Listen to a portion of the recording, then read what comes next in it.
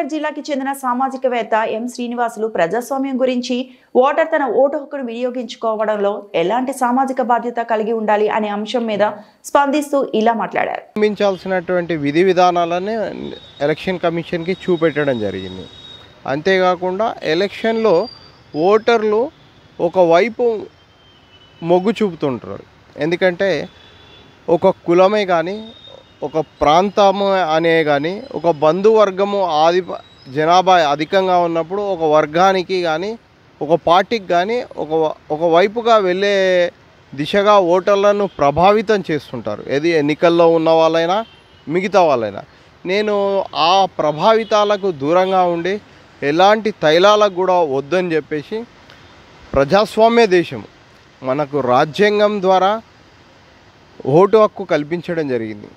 ఆ ఓటును సద్వినియోగం చేసుకోవాలనుకుంటే నిష్పక్షపాతంగా ఎలాంటి ఒత్తిడి లేకుండా ఎలాంటి తారతమ్య భేదాలు లేకుండా కులము మతము ప్రాంతము కానీ మరే విధమైనటువంటి తైలాలకు లొంగకుండా నిస్వార్థంగా స్వచ్ఛందంగా ఓటు వేయాలని నేను ప్రజలకు ఓటు వినియోగించుకోవాలని సూచించడం జరిగింది.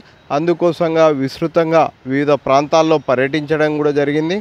అదే ఆ భాగంగా నేను ఎన్నికల కమిషన్ను కూడా చాలాసార్లు కలిసి ఓటర్లకు కావాల్సినటువంటి సదుపాయాలని వారికి సూచించే విధి విధానాలని మొన్న ఎమ్మెల్సీ ఎలక్షన్లో కూడా గ్రాడ్యుయేటెడ్ అయి ఉన్నప్పుడు అతను ఏ విధంగా అభ్యర్థిని ఎన్నుకోవాలన్నది కూడా గ్రాడ్యుయేట్ ఎన్నికలకు కూడా సూచించడం జరిగింది. ఎందుకంటే ఒక వ్యక్తి ఒక గ్రాడ్యుయేట్ అయి స్వతంత్రంగా తన భావాన్ని వ్యక్తపరిచే అవకాశం ఉన్నప్పటికీ పార్టీ పరంగా లేదా రాజకీయ ఒత్తిళ్లు కావచ్చు, లేదంటే ఒక వర్గానికి అనుకూలంగా లేదంటే మరే ఇతర కారణాల చేత ప్రభావితం చేస్తున్నప్పుడు అలాంటి ప్రభావాలకు లొంగకుండా నిష్పక్షపాతంగా ఎవరైతే సమాజానికి మేలు చేయగలుగుతారో స్థానిక సమస్యలతో పాటు ప్రజా సమస్యలు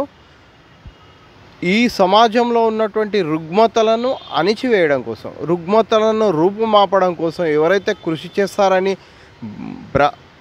ప్రగాఢంగా నమ్మి అతనికి మాత్రమే వెనుకోవాలి. ఒకవేళ ఆ పార్టీ ఏదైనా పోటీలో నిలబడినటువంటి వ్యక్తి అది ఏ పార్టీకి చెందిన వ్యక్తి అయినా కానీ అతను వ్యాపారాలు ఉంటాయి,